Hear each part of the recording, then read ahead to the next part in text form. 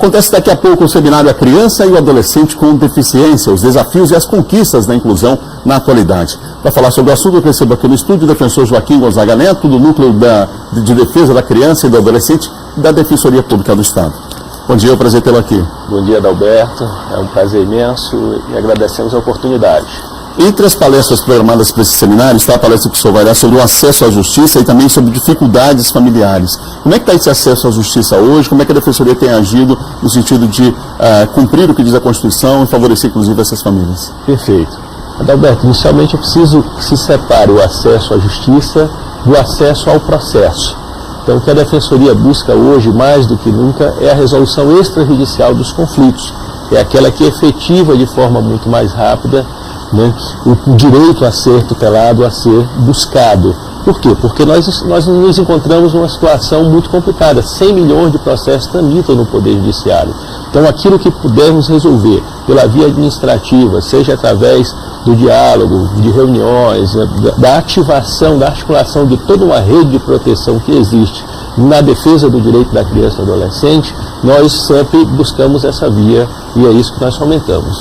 Temos avançado nessa direção, no caso do Maranhão? Sim.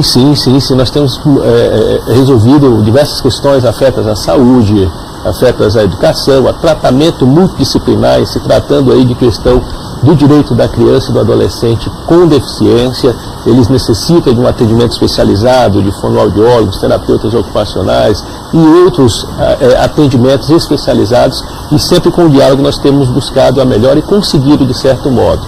Um outro tema que vai ser discutido nesse seminário é a efetivação de políticas públicas, né? Ou seja, já há, a gente pode dizer isso de uma certa forma, uma sensibilização daqueles que ocupam cargos públicos para políticas públicas nesse setor. É claro que isso é uma construção e a sociedade tem, inclusive, pressionado nessa direção, mas a efetivação dessas políticas, elas de fato ainda são um problema no país? Com certeza. O que nós temos hoje? Nós temos um arcabouço jurídico normativo pronto. Umas centenas de direitos, né, afetos à criança, adolescente ou adulto com deficiência em linhas gerais. Mas nós temos ainda uma má aplicação, né, desse direito. Os governantes não têm, de todo modo, efetivar todas as políticas públicas necessárias.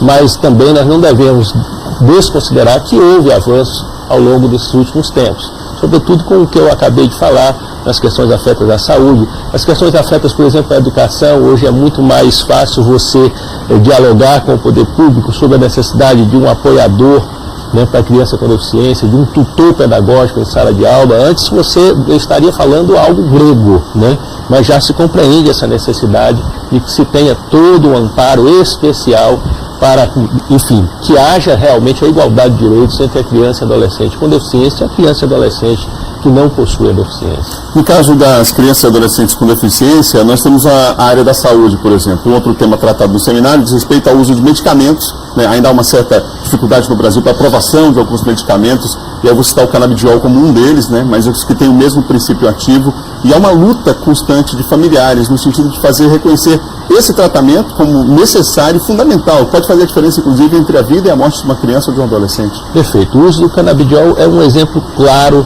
da ineficiência, da burocracia ou até mesmo de alguns outros interesses que nós ainda desconhecemos pela não liberação das medicações com esse princípio ativo. Nós temos um ordenamento jurídico pronto e autorizando o uso, mas a Anvisa vem burocratizando e esse medicamento hoje é autorizado a importação, mas custa caríssimo, então se torna inacessível para a grande parcela da população. E o que acontece para se buscar essa medicação, Adalberto? O necessitado, a pessoa que precisa da medicação, procura a Defensoria e muitas vezes nós somos obrigados a entrar na Justiça para obrigar ao Estado a arcar com essa importação. E o Estado muitas vezes só arca através de bloqueio nas contas bancárias para que haja a compra dessa medicação. Enquanto que já há uma produção nacional, inclusive com a autorização judicial e sob a supervisão da Anvisa, que é preciso que se avance para que essa medicação caia aí, digamos assim, na produção geral da indústria farmacêutica e barateando e facilitando o acesso, porque a eficácia, a eficiência desses medicamentos já é mais do que provada. Bom, o seminário começa daqui a pouco às 8h30, eu queria que o senhor confirmasse o local. Perfeito. O seminário começa daqui a pouco às 8h30 na Assembleia Legislativa, no auditório lá do prédio de comunicação da Assembleia Legislativa do Estado do Maranhão. Todo mundo é convidado, o acesso é gratuito, né? Você só precisa fazer a inscrição no ato da chegada ao local. Professor Joaquim, muito obrigado pela presença aqui no estúdio do Bom Dia Maranhão. Nós agradecemos a oportunidade, Adalberto. Conversei aqui com o professor Joaquim Gonzaga de Araújo Neto. Obrigado mais uma vez.